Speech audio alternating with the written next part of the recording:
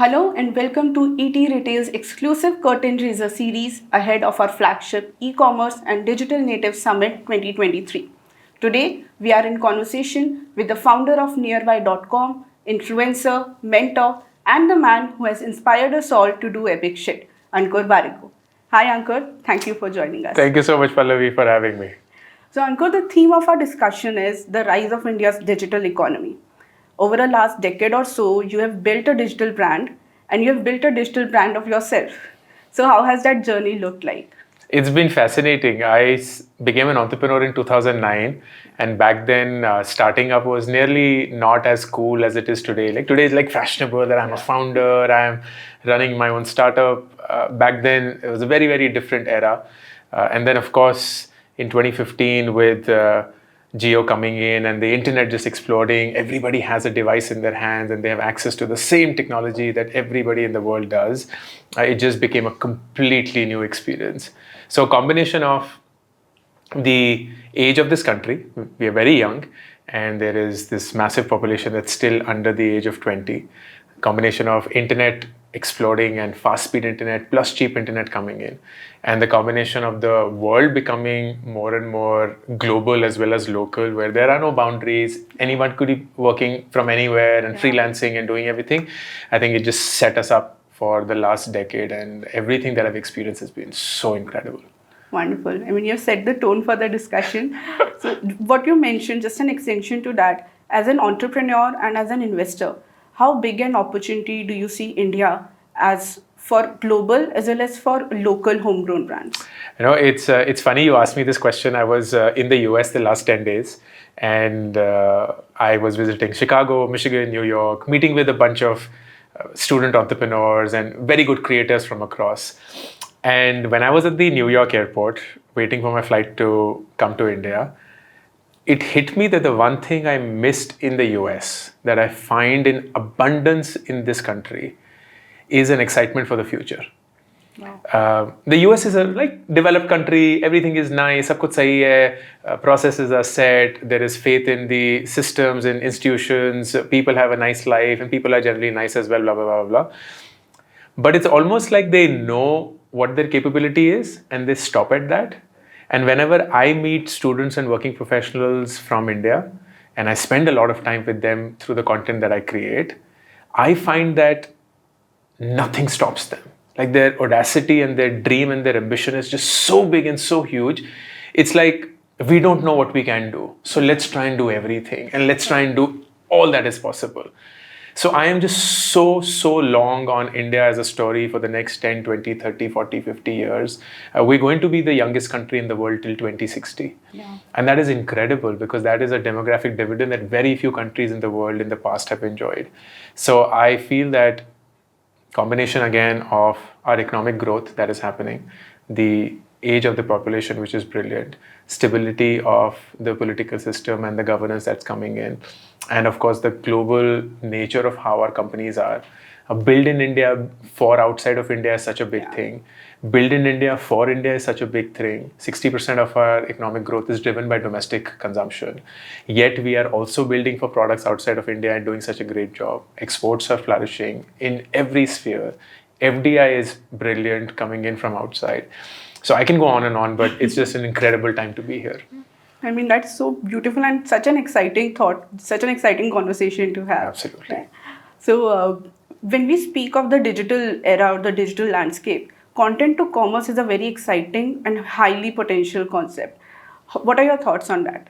I have benefited a lot from that. So I certainly vouch for it. But the big difference in how I think of content to commerce is a lot of people think of content to commerce as you've created a distribution. Let's say you've created a content of your own and people like you, they follow you and so on. And then you'll start selling them something. When you do that, you use content as what I call a sales engine, which is the obvious thing to do. I'd play it differently. I think of content as a trust engine.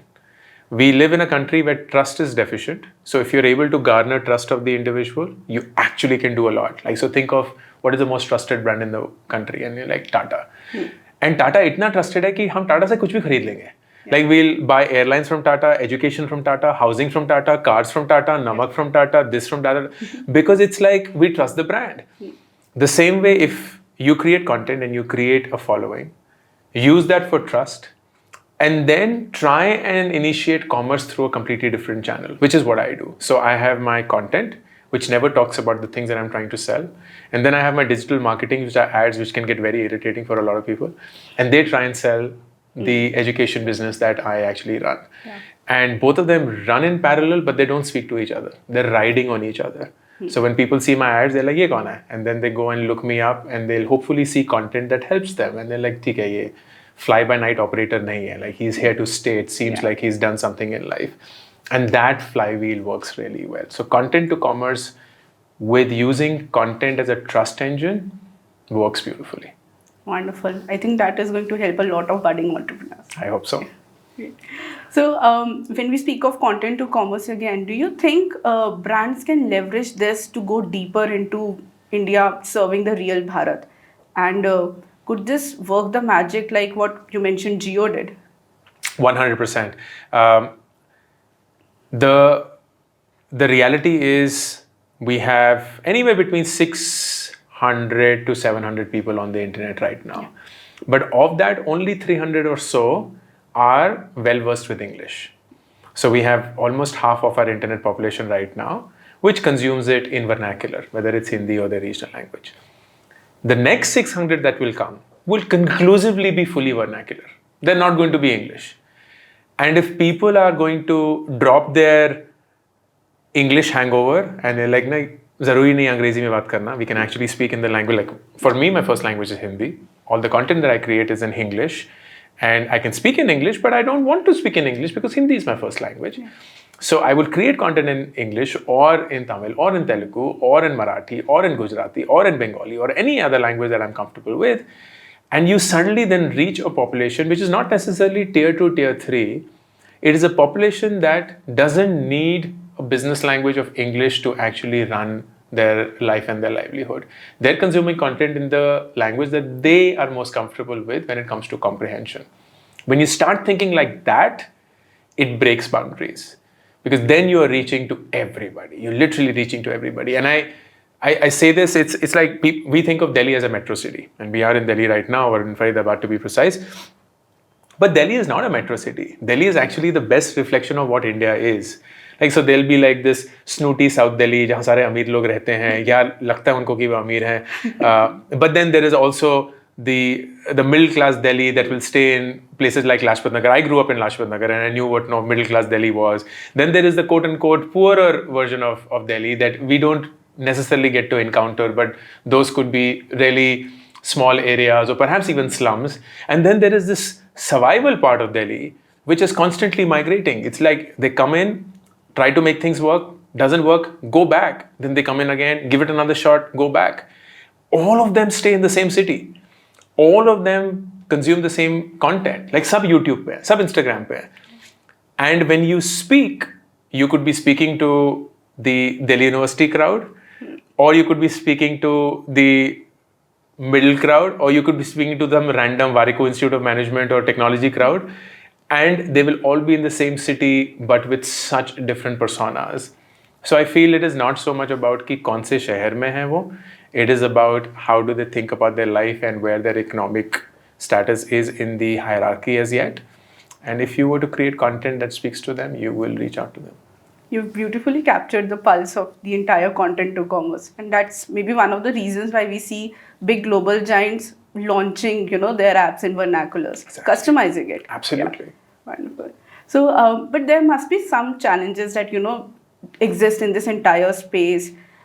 I think of one as monetization for creators. Yes. What are your thoughts? 100%. You absolutely hit the nail.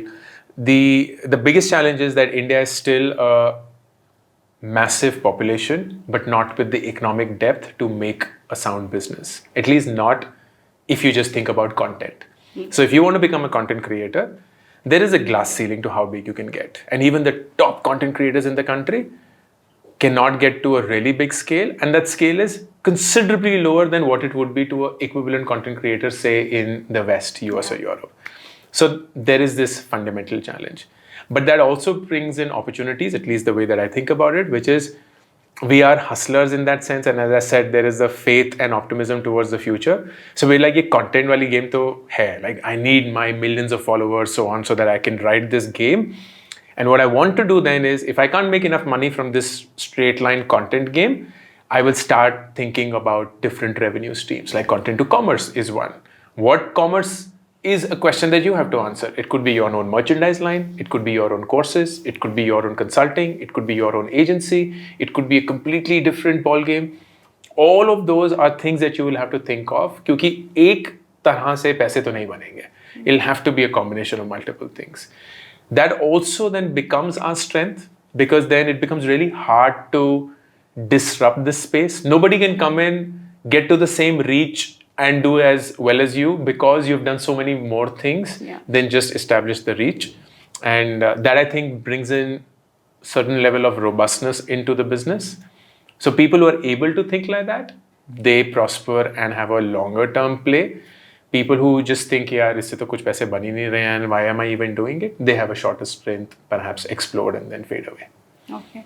Do you interact with a lot of regional influencers or content creators, and how's the sentiment there with terms of brand collaborations? The sentiment is very, very positive. Brands are recognizing that influencer marketing and celebrity marketing is a great way of doing it. There was the playbook that we all had, which is get a Amitabh Bachchan, get a Shah Rukh Khan, and then fir unse balwa lete hain. But that's massive cost, and that also doesn't necessarily have the relevance, क्योंकि अगर अमिताभ बच्चन किसी एक brand के बारे में बात कर रहे हैं, लोगों को लगता है कि हाँ, हम उनको ट्रस्ट कर सकते हैं, but they may not be using the same brand. Like Shah Rukh Khan for sure doesn't use Big Bazaar, not to mention that that's the brand. So what happens is that if you have these quote-unquote local celebrities which have their own following, whether it's say a fashion influencer or a productivity influencer or a personal finance influencer or a health influencer, then when they speak about brands in that category, there is massive relevance and there's massive context that the users have for how the influencer is speaking about something and how they can digest that. The space is being recognized by brands. That is conclusive. If there's anything, and the community is very small right now, so I kind of know everybody. I tend to not have these discussions with them because I feel I don't want to be influenced by how the influencers are thinking about their own influencing business. I have a very different strategy, and because I'm also slightly older than your average influencer, like I'm 42, most of them are in their 20s or at best in their early 30s. So my life's goal and purpose is just very different from how they would think about that, not to suggest that they are anything wrong or shallow in that. So I feel that the business is absolutely ripe. It's only going to go bigger and bigger and bigger. And I feel that as long as there is quality supply of influencers, there'll be quality demand from brands, and there'll certainly be an audience that'll be waiting for that merger to happen. Wonderful, wonderful, very positive. Yeah, very. So before we wrap this up, just one last question. Sure. What is that one quality in the upcoming content leaders or digital leaders, as you say, that you believe will drive their success or their consistency in the game? You answered the question. I was about to say that. It is consistency. It is nothing else. I remember, Pallavi, when COVID had just about started. This was March, April, May 2020. Everybody was creating content. Everyone was creating content. And I remember I put out this tweet saying, it doesn't matter who's creating content right now. What will matter is who will still be creating content when all of this is over. Because that's the only measure of success. It's very easy to ride a wave, but it's very, very hard when the wave is out and about for you to still stick with it, because it is a long-term play. At least that's the only lesson I've learned from life. So that's the only lesson I'll give to people as well. And it's not just content, it's anything, whether it's a relationship, whether it's a professional stint, whether it is freelancing, whether it is content. Your longevity will define a great part of your success, and your longevity will only come in from your ability to be consistent. So you have to do things that you can be naturally consistent at. अगर रोज सुबह उठ के तुम्हें लगेगा अरे यार shit, आज फिर भी यही करना है, then of course you're not going to be consistent, because then it's like this job that we hate but we have to do because we have to earn money. But if you love what you're doing and it comes naturally to you, then you are already on solid ground and success should eventually come back. Wonderful. I mean, that's the word. I'm going to take that advice with me. Perfect. Great. Thank you so much for your time. Thank you so much, Vallavi. Thanks a lot. Catch more such insightful discussions at etretail.com.